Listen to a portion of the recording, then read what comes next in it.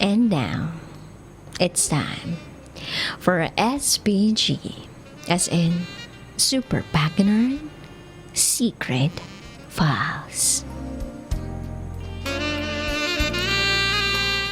Pagkatayo ko, may biglang tumulong dugo mula sa akin.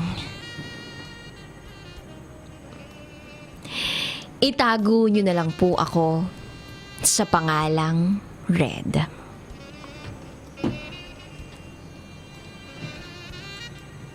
At tandang-tanda ko pa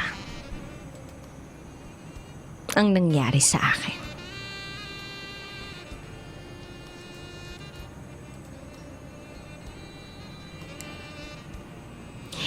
Exam namin nung araw na yun. First time akong nagkaregla. Tapos, second day ko pa yun. Di, sobrang lakas. Suot ko lang napkin na merong wings.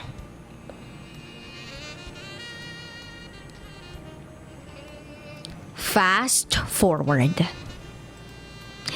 Hindi ako mapakali sa inuupuan ko.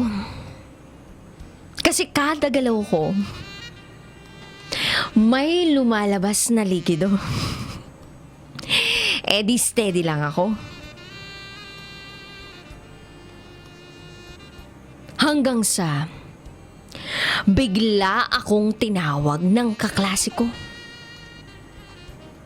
Kaya napatayo ako. Anak ng fishty! Pagtayo ko, may tumulong regla sa sahig. Kaya napaupo ako. Mabuti na lang, walang nakapansin. Kinakabahan ako kasi nasa harapan ko lang yung crush ko. Nakakahiya. Hanggang sa hindi inaasahang pagkakataon, nakita ng crush kong may dugo sa gilid niya.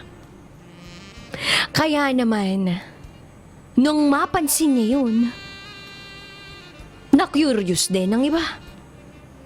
Nagsitumpukan sila doon. Pero ako, nagpa-inosente look lang. Yung teacher ko pumunta rin doon. At biglang sabi ng kaklase kong babae, "Sa'yo ata yan, no? Di ba may regla ka?" Tanong niya sa akin. Siyempre ako in denial. At ang sagot ko sa kanya, "So paano namang akin? Naka-napkin ako." At mabuti na lang, may nagtanggol sa akin. At sabi nung isa kong kaklase, hindi naman mukhang regla yan kasi hindi naman mukhang malapot. Nahihiya na ako kasi pinag-uusapan ako na merong dugo, na merong regla. Masyado kasi akong iyakin. Tapos sabi nung kaklase kong binibintangan ako, siguro galing yan sa tigyawat mo.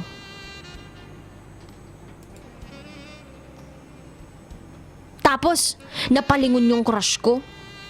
At ang sabi ng crush ko, hindi naman, no? Tapos, pinunasan na ng map yung dugo. Kaya kahit papano, relax na ako. Hanggang sa si crush nagtanong bigla sa akin, "Sa'yo ba yun?" Siyempre, nagulat ako sa tanong niya. Kaya nagsinungaling ako. Kasi baka ma-turn off. Sagot ko, hindi hindi sa akin yan. Fast forward na ulit.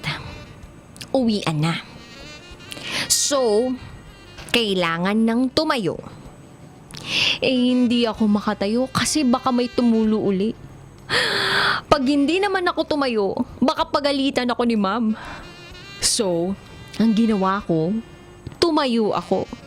Tsaka nagdasal na lang ako kay Lord na sana walang tumulong dugo. Palingon-lingon si Crush sa akin. Kaya ako, I did my best. Ngiti lang ako ng ngiti. Hanggang sa nilapitan ako ni Crush. At sabi sa akin, okay ka lang ba? Namumutla ka kasi. Tumango lang ako. At grabe, anak ng mga anak, may tumulo uli. Hanggang sa nagulat ako nang bigla akong buhatin ni Crush na parang bagong kasal kami. Papunta kami ng CR. Tapos, pinapasok niya ako sa loob.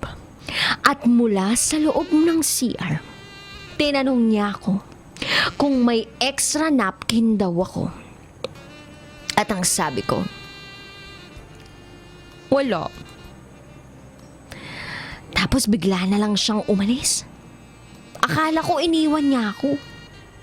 Kaya ako, nasa loob lang ng banyo. Nagkulong na lang ako sa CR. Tapos maya-maya lang, biglang may kumakatok.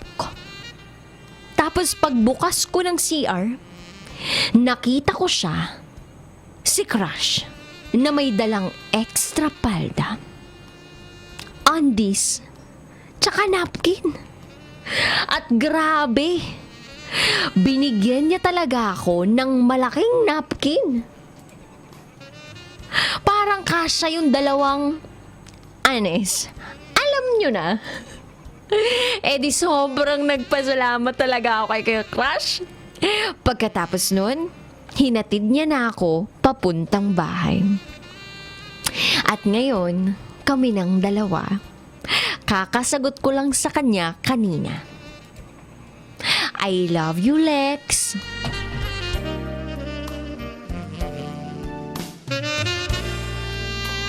Nang dahil sa regyo,